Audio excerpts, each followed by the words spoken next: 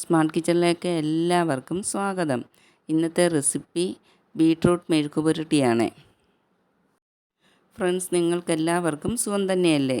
Video കണ്ടുകൊണ്ടിരിക്കുമ്പോൾ തന്നെ ഒന്ന് ലൈക്ക് ചെയ്യാൻ മറക്കരുത്. സാധാരണ കുട്ടികൾക്ക് ബീട്രൂട്ട് മെഴുക്കുപുരട്ടി അത്ര താല്പര്യമില്ല, പക്ഷേ അവർക്ക് പോലും ഇഷ്ടപ്പെടുന്ന രീതിയിലാണ് ഈ ബീട്രൂട്ട് മെഴുക്കുപുരട്ടി തയ്യാറാക്കിയിരിക്കുന്നത്. ബീട്രൂട്ട് മെഴുക്കുപുരട്ടി എങ്ങനെയാണ് തയ്യാറാക്കുന്നത് നോക്കിയാലോ? കുറച്ച് വലിപ്പമുള്ള 2 ബീട്രൂട്ടാണ് മെഴുക്ക് പുരട്ടിക്കായിട്ട് എടുത്തിരിക്കുന്നത്. ഇത് തൊലിയൊക്കെ ചെത്തി നല്ല ക്ലീനാക്കി എടുത്തുകൊണ്ട് വരാം.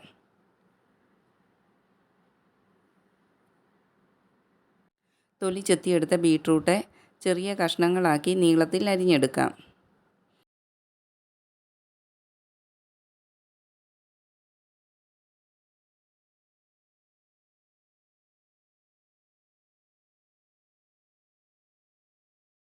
ഈ നീളത്തിലും കട്ടിയിലുമാണ് കഷ്ണങ്ങൾ അരിഞ്ഞെടുത്തിരിക്കുന്നത്. ബീട്രൂട്ടെല്ലാം അരിഞ്ഞ് കഴുകി ക്ലീനാക്കി എടുത്തിട്ടുണ്ട്. ഇനി ഒരു പാൻ അടുപ്പിൽ വെച്ച് ചൂടാകുമ്പോൾ അതിലേക്ക് 2 ടീസ്പൂൺ വെളിച്ചെണ്ണ ഒഴിച്ചു കൊടുക്കാം. എണ്ണ ചൂടായി കഴിയുമ്പോൾ 1 ടീസ്പൂൺ കടുക് ചേർത്ത് കൊടുക്കാം. കടുക് പൊട്ടി വന്നു കഴിയുമ്പോൾ അതിലേക്ക് കുറച്ച് തേങ്ങ അരിഞ്ഞതും 3 പച്ചമുളക് അരിഞ്ഞതും കുറച്ച് കറിവേപ്പിലയും ചേർത്ത് കൊടുക്കാം.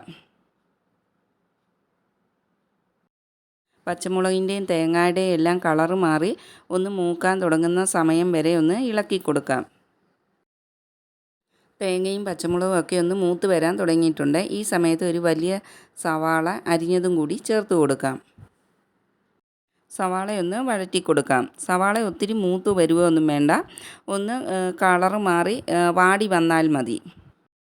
സവാള ഇതുപോലൊന്ന് വഴന്ന് വന്നു കഴിയുമ്പോൾ അതിലേക്ക് 1/2 ടീസ്പൂൺ മഞ്ഞൾപ്പൊടിയും 1/2 ടീസ്പൂൺ മുളക് പൊടിയും 1 ടീസ്പൂൺ കുരുമുളക് പൊടിയും ചേർത്ത് കൊടുക്കാം. കുരുമുളക് പൊടിയാണ് ഈ മെഴുക്ക് പുരട്ടിക്ക് നല്ലൊരു ടേസ്റ്റ് തരുന്നത്.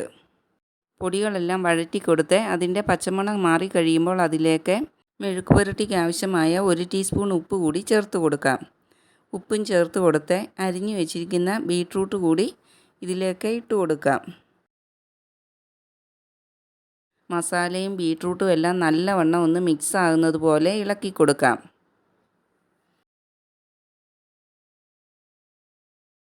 മിക്സാക്കി കൊടുത്ത ശേഷം ഒരടപ്പ് കൊണ്ട് അടച്ച് വേവിച്ചെടുക്കാം. 3-4 മിനിറ്റിന് ശേഷം അടപ്പ് മാറ്റി ഇളക്കി കൊടുക്കാം.